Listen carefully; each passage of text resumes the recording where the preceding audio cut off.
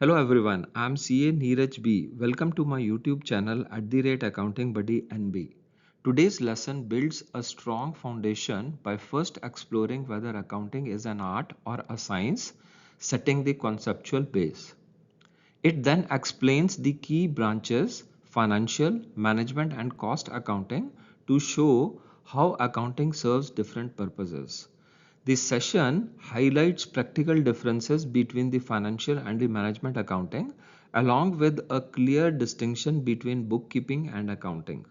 Finally, it brings everything together through the core objectives, functions, and advantages of accounting, reinforced with questions and answers for deeper understanding. So sit back, relax, and watch the lesson till the end. This question is often asked whether accounting is an art or a science. It is actually both. Accounting is a mean to achieve the objective of systematic recording, classifying, and summarizing financial business transactions. That is why accounting is an art. And accounting is a science as well. It is a science as it is an organized knowledge of business accounting which is followed universally. There are three branches of accounting: financial accounting, cost accounting, and management accounting. Financial accounting records business financial transactions and events, summarizes them, and interprets them before communicating to the stakeholders. Financial accounts is confined to the preparation of financial statements, that is, profit and loss account, balance sheet, and cash flow. I hope you remember that in part 1 of chapter 1 video, we have learned in detail about the financial accounting. Now, as the name indicates, cost accounting deals with the accounting of the products, processes, and business operations. It is a specialized branch of accounting which deals with the various aspects of costing and costing techniques. Management accounting facilitates management with the information to take business decisions. It uses both historical financial information and future estimates. For future estimates, logical assumptions are considered. Management accounts are not required to be maintained by the law. However, every business produces some form of management accounts. It is important at this stage to know the basic fundamental difference between financial accounts and management accounts. Financial accounts are prepared annually, while the management accounts are prepared at a frequency decided by the management. Financial accounts are compulsory under the law, while the management accounts are optional. Financial accounts are related to transactions and events of the past, while management accounts consider both historic data and future estimates. Financial accounts formats are regulated, while the management account format varies from business to business. Financial account presents summarized form of financial information, while the management accounts provides detailed information required for decision making. Let us now understand how bookkeeping and accounting are related and what are the basic differences between the two. Before we look at point by point difference between the two, let us understand some basic relationship between them. If you recall, we discussed on slide number 4 that there are two elements of accounting: bookkeeping, which identifies, measures, records, and classify business financial transactions, and second, the financial statements, that is profit and loss account, balance sheet, cash flow, which represents accounting information in a summarized form. Therefore, we can conclude that bookkeeping is an integral part of accounting.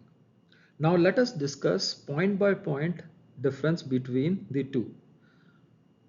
First point of difference is the scope, which is self-explanatory as displayed on your screens. Second, bookkeeping is the first step in the accounting process, while accounting is the second stage and it uses information from bookkeeping to prepare financial information. Third, basic objective of bookkeeping is the systematic recording of all the business financial transactions, while accounting ascertains the profit earned or loss incurred on the basis of financial business records. Fourth, End result of bookkeeping is to provide input for accounting, while the end result of accounting is financial statements for decision making.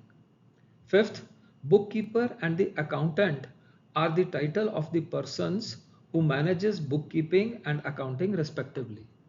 Sixth, bookkeeping is comparatively routine work, while accounting work requires a knowledge of accounting practices and rules. 7. Bookkeeping process is common across all the businesses, while the financial analysis may vary from business to business. The objective of accounting have been discussed in the previous slides at several places. In this slide, we have summarized the accounting objectives at one place for better understanding. First and the most important objective of accounting is to maintain systematic records of business financial transactions and events. I sincerely hope you remember the meaning of the terms systematic records, business transactions, and business events. Every business is established with an objective to make money. This objective is met through accounting, which ascertains the profit earned or the loss incurred during the accounting period. I sincerely hope again that you guys remember the meaning of the word profit or loss and the accounting period. Another important objective of accounting is to prepare balance sheet which shows the financial position or the financial health of a business. Providing relevant financial information to management in a timely manner is an important objective of accounting. This helps management to make correct business decisions. Accounting provides financial information to internal and external users. Accounting keeps proper and up-to-date records of the business assets and thus helps to protect the business assets. Systematic and timely recording of financial transactions with accounting controls ensures the prevention and detection of financial errors and frauds. We have listed down 5 major functions of accounting with brief explanation. They are: first, maintaining systematic records; second, preparation of financial statements; third, statutory compliance. One of the major functions of accounting is to meet the legal requirements and always be an acceptable and reliable source of submitting information related to GST, VAT, income tax, or any other information required by the government departments. Fourth, communication of financial information to the stakeholders. And fifth, financial update to the management. Let us now discuss the advantages of maintaining accounts. First, accounting ensures the systematic recording of financial transactions as per accounting rules and ensures the financial information is always available for analysis and reporting. Second, it helps in business decision making. Third, it also supports business to evaluate and compare business performance. Fourth, accounting records ensures compliance of tax and company laws. Fifth, by tracking and providing information for each head of cost, it helps business to optimize various business costs. Sixth, investors and shareholders' trust is maintained with accurate financial reporting. Advantage number 7. Accounting rules and built-in controls helps business to detect and prevent errors and frauds. Number 8. For future planning, accounting provides the historical data. It helps setting future business plans. Number 9. For filing VAT, GST, income tax returns and the computation of tax liability, accurate accounting records reduces the risk of errors. And number 10, accurate and reliable accounting helps business to identify growth opportunities. Now let us try and answer few questions related to our learnings in part 2 of chapter 1. Question number 1, name 3 branches of accounting. Answer is financial accounting, cost accounting and management accounting. Question number 2, financial accounting only deals with historical information. True or false? This statement is absolutely true. Financial accounting only records the transactions and the events related to the business which have already happened.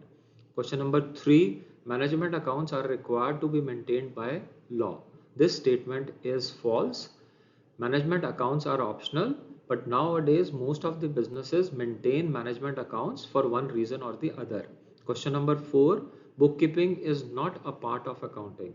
This statement is absolutely false. Bookkeeping is an integral part of accounting. In fact, accounting starts where the business bookkeeping ends. Question number 5, accounting information should be reliable. True or false? This statement is absolutely true. Most of the business decisions are based on accounting information.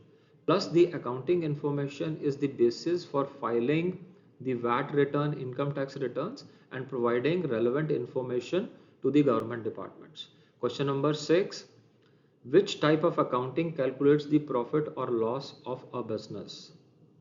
The answer is financial accounting. Question number 7, mention two objectives of accounting.